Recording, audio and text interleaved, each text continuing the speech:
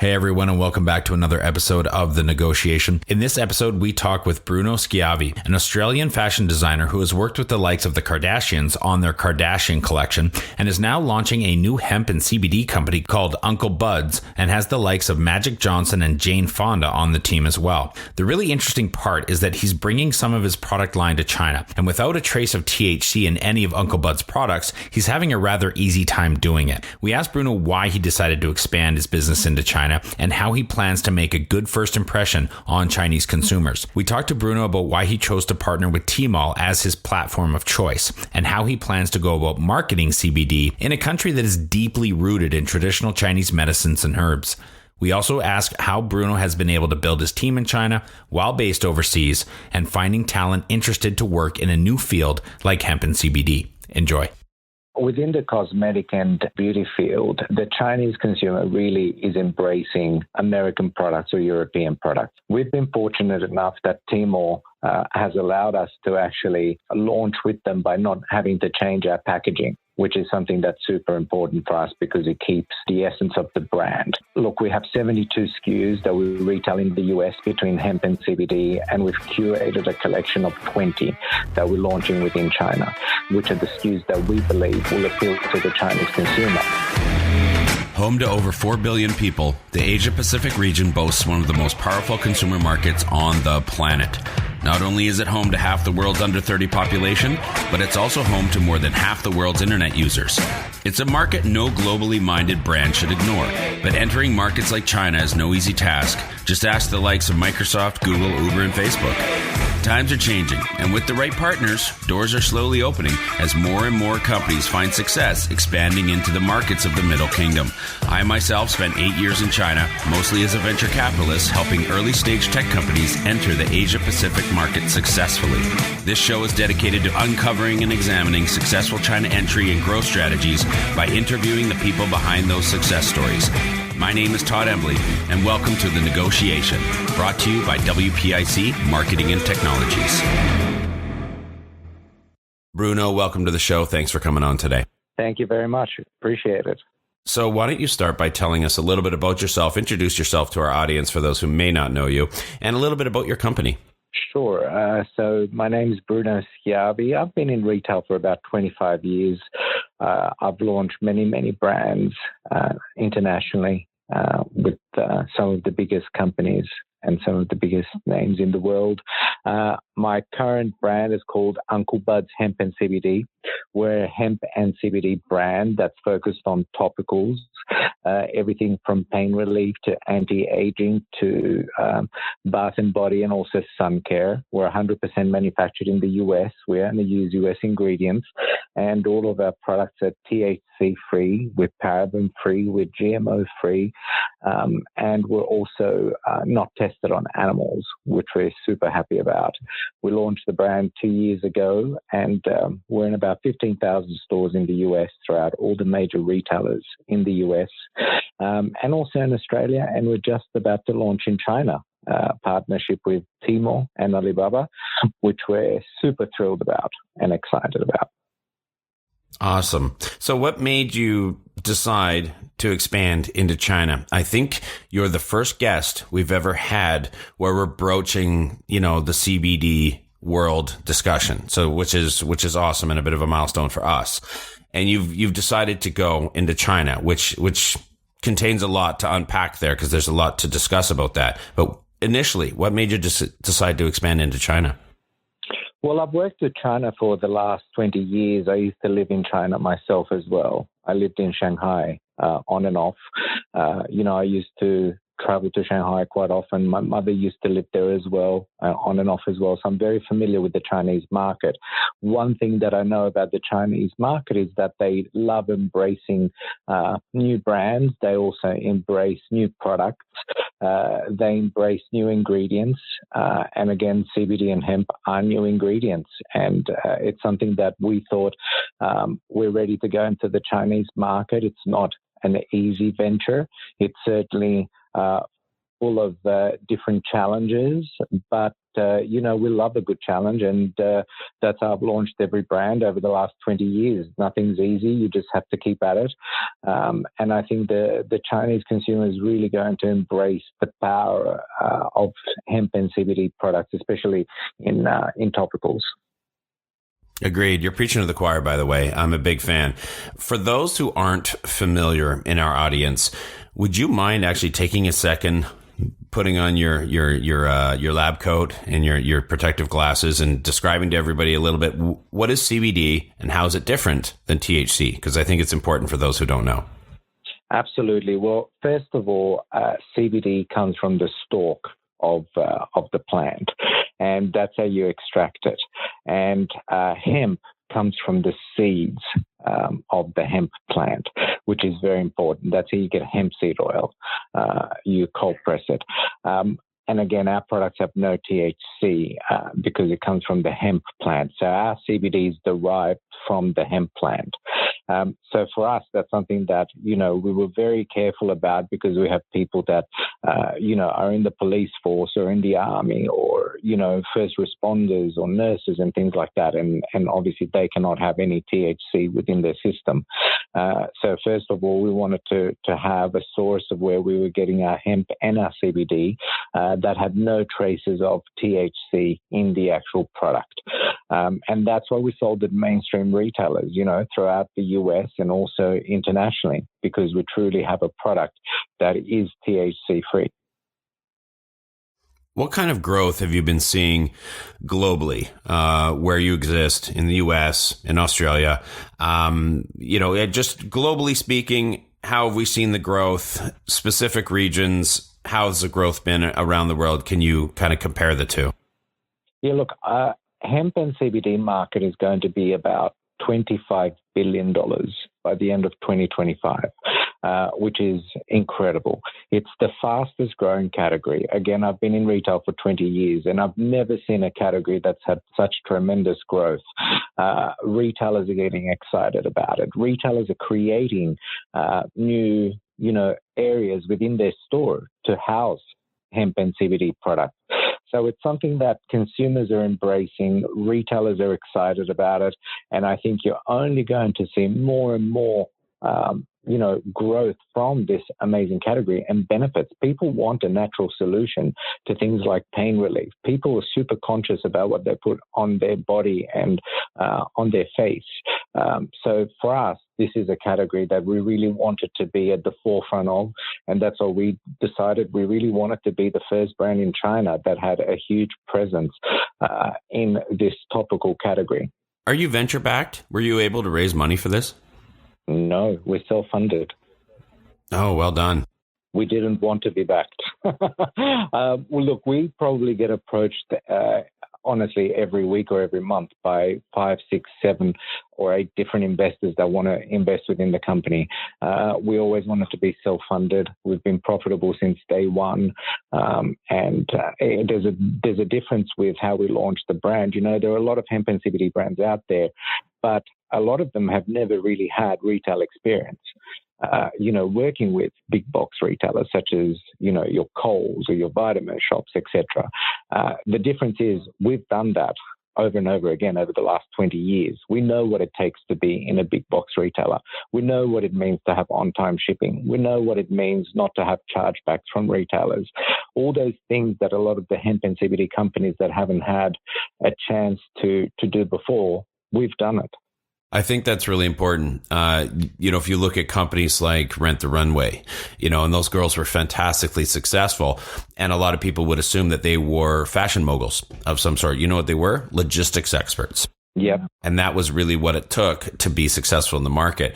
And I work with a lot of entrepreneurs. Of course, I come from the venture capital world, and I know that a lot of entrepreneurs, they don't understand or sit in the hard thing about the hard things, to kind of steal Ben Horowitz's book title. It's pretty easy to talk about the easy thing about the easy things, but very difficult to do the hard thing about the hard things. And I think understanding retail, if you're going to be a wildly successful company, that's the main thing you're going to have to understand. So it is definitely something that you have to understand if you're going to do something like that. How does that How does that parlay into being successful going into China, which is very, very mobile first, mobile only, and e-commerce driven? Look, it's hugely important to have the experience of what you're getting yourself into, because if you're thinking of launching in the US and you think you have hurdles, times that by 100 when you go into China. There's a language barrier, there's new regulation, transport, distribution, online, social media platforms. Everything is different. So what you've done here in the US, throw that out and start from the beginning when you go to China. And if you don't really have the expertise, partner with somebody that has, or bring on a mentor that has experience within that territory. That's what I would say. It's hugely important to understand your customer. It's hugely important to understand your playing field when you go into a new territory, especially with China. It's such a big territory. It's so vastly different. So, again, it's important to do your homework before you go into a new territory. If you didn't have that boots on the ground understanding, would that have changed your decision to go to China, or at least how quickly you're going to go to China? Personally, not for me, because I love a challenge. And I think when you're an entrepreneur and you're in business, you have to take those risks, because if you're not, please just get a 9-to-5 job, because owning your own brand and your own company and being an entrepreneur, it's all about discovering new ways to do things. But again, if I had not had the experience with China before, I would definitely still go into China, but I would surround myself with people that have experience or that have launched there before. I'd at least bring on somebody that can manage the business for you in China. There are many different ways that you can do it. But again, I think China is an important market. Let's talk about some China specifics for a second, maybe, and root the conversation around branding. Your branding for the Chinese market, I'm guessing you're going to adopt it or adapt it. It's going to be a little bit different. What are you doing differently based on what you feel you need to do differently? And tell us about what you feel you need to do differently and why. So within the cosmetic and beauty field, the Chinese consumer really is embracing, American products or European products. We've been fortunate enough that Tmall has allowed us to actually launch with them by not having to change our packaging, which is something that's super important for us, because it keeps the essence of the brand. Look, we have 72 SKUs that we retail in the US between hemp and CBD, and we've curated a collection of 20 that we're launching within China, which are the SKUs that we believe will appeal to the Chinese consumer. But we've had to change the way that we've done social media. Well, obviously, we have Chinese social media channels such as Weibo, WeChat, Redbook, and so forth. So obviously appealing to the Chinese consumer, working with KOLs and KOCs. For your listeners that are not familiar with what a KOL and KOC is, they're the equivalent to influencers here in the US, Instagram influencers or Facebook influencers. So we're working with a lot of different Chinese talent as well, but also bringing some star power, like, Magic Johnson, who's part of my company, and Jane Fonda and Tony Braxton, bringing and sprinkling that across and doing interviews with a lot of different publications. We brought on a full-time PR team that's based out of China, out of Shanghai and Beijing, to work together with us and closely with my New York-based PR team as well. So in order to be successful, I think you have to go all in, because you're only going to get one chance to make a good impression and to get great sales. So you're either going to be fully committed or sit back and wait until you're ready. What is the appetite of Chinese consumers for second chances? You mentioned you've got one chance, to make a first impression. Are Chinese consumers more or less forgiving on the second chances? Look, I think like every consumer, but especially in China, impressions count. And the way you come across as a brand is really important in the Chinese market. China consumers can actually be a lot more finicky than American or European consumers, but they also tend to be a lot more brand loyal at the same time as well. First impressions, honestly, in China, I think are more important than first impressions in the US or European, because China views a brand that's coming in from the outside as an exciting opportunity. But if you fail to deliver the message in your first round, I think personally it'll be a tough journey ahead. So that's why I always say be prepared to make everything to do everything possible that you can get that Chinese consumer from social media platforms, Chinese-based social media platforms, print interviews, media interviews, events, etc., etc. I think that's really key. You mentioned that you chose Tmall, and one of the reasons you chose Tmall was the ability to keep the packaging that you already had. What other reasons went into, or what other factors played into the role of actually choosing Tmall as your platform to launch into China with? Look, for us, we wanted to partner with the biggest retail company in China. And certainly Tmall is no stranger at bringing in brands from overseas that have a strong following overseas, and also help launch them from a platform of, 1 billion users that they have in terms of PR and also marketing and advertising and exposure. I love the way Tmall curates new brands and brings each season and each year new brands to the Chinese consumer and really spotlights those brands. That's really important. I like the way Tmall engages with the customers.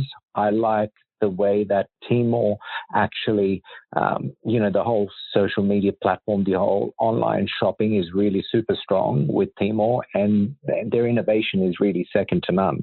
So we really wanted to be part of that. So especially launching for Double 11 Festival, we thought that was super key. We're launching with Magic Johnson doing a live streaming for Double 11, which is going to be phenomenal. So that's actually November 7th. That's excellent. So for us, we wanted a partner that believed in all of those elements. I want to sit in, and that's great. And I love TMO Global for that. They are really awesome. When you're bringing in the influencers, right? You mentioned the key opinion leaders, key opinion customers. But first, I just wanted to ask a little bit about, the influencers. Like you said, you have the Magic Johnsons. They're already a part of your company, which may dilute my ability to get the answer I was hoping for out of here. But how do you get influencers to get on board with this? I think this is almost even a general question for people and the entrepreneurs that listen to the show that are really interested in and want to know how to do this more professionally to be able to get better influencers on there. How have you been able to bring in such a star-studded cast? So if are we talking about Magic Johnson, or are we talking about the Chinese side of influencers?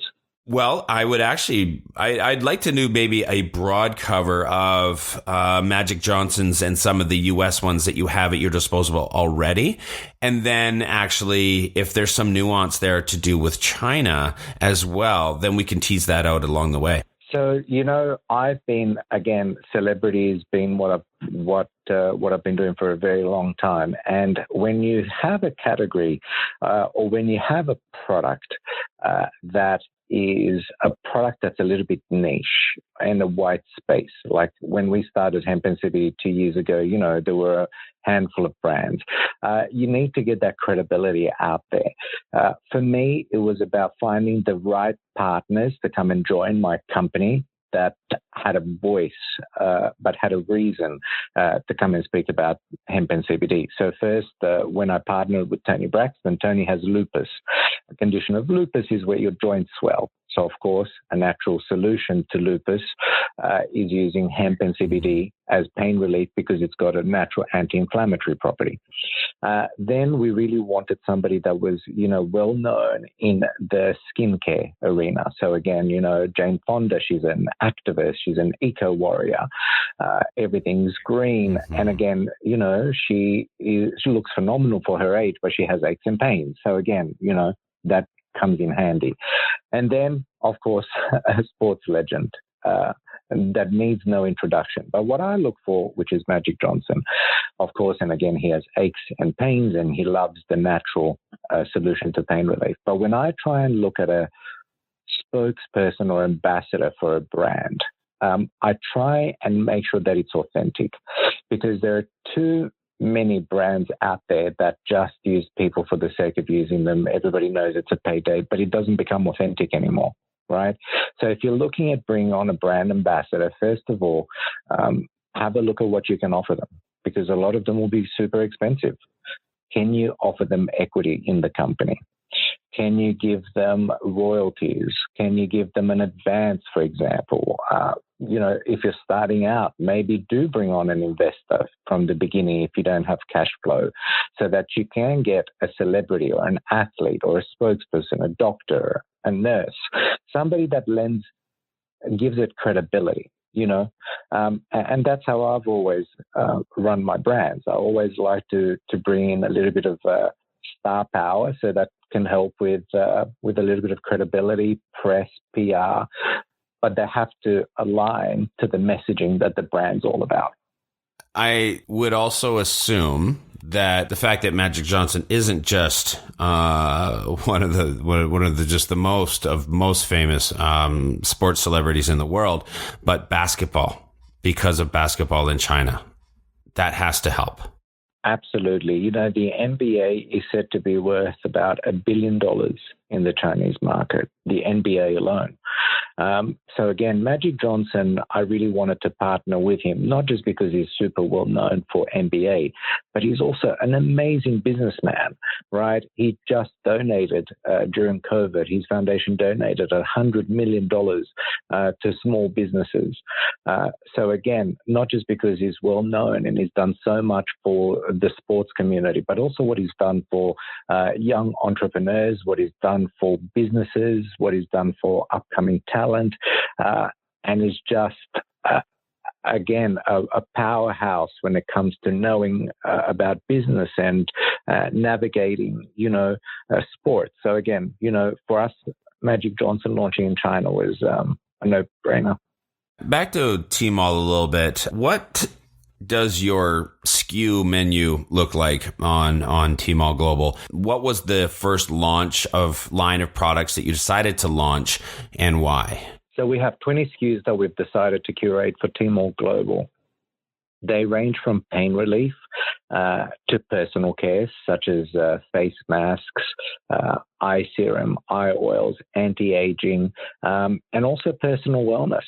A lubricant, a CBD lubricant, because it's important, and there is a big market for that, and we want it to appeal to a lot of different people. Our brand really appeals to everybody from the ages of 18 all the way to 99, right? Doesn't matter if you have aches and pains or you feel like trying a CBD face mask or CBD eye serum. So we really wanted to enter the China market with a little bit of everything, including, believe it or not, a hemp hand and body lotion that actually kills bacteria. It kills up to 99.9% of bacteria. That's been formulated and FDA registered. So we're launching because, antibacterial products and sanitization products is the way of the future. That is actually amazing. That's a great blend. China has a very prominent history and culture of the traditional Chinese medicine, right? Very holistic, very herbal medicine. And they have a lot of different and competing thoughts throughout different areas of China of what works, what doesn't. Western medicine mixed in with Chinese traditional medicine or completely separated.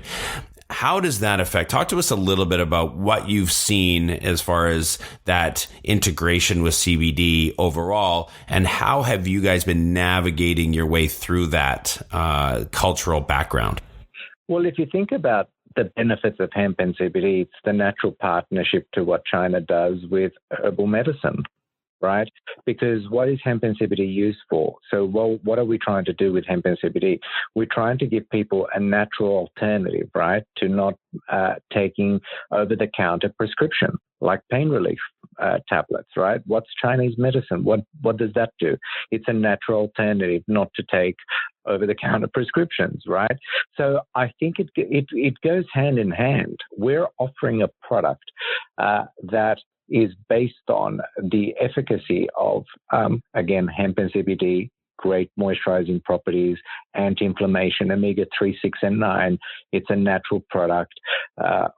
So again, those are all key benefits to why you should be using hemp and CBD. So instead of popping 2 Advil, we say try hemp or CBD pain relief roll-on or a pain relief gel.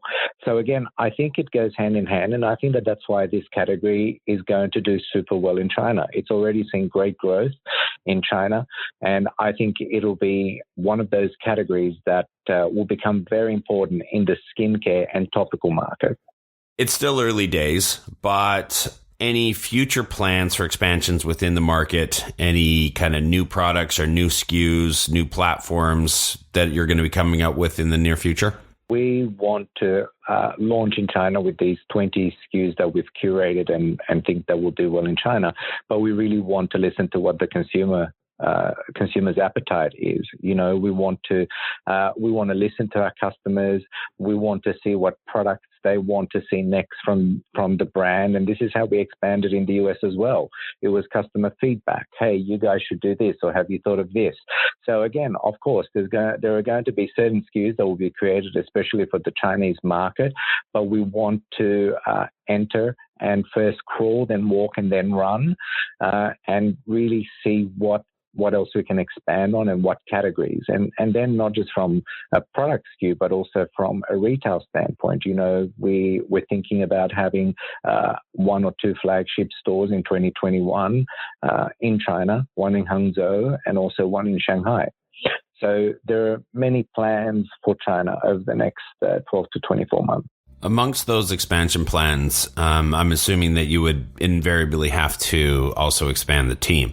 Can you talk to us a little bit about what it was like to build the team there, what you were looking for, how you went about? I'm just interested to kind of tease out some information and some expertise on actually hiring and building a team there if you're based not there.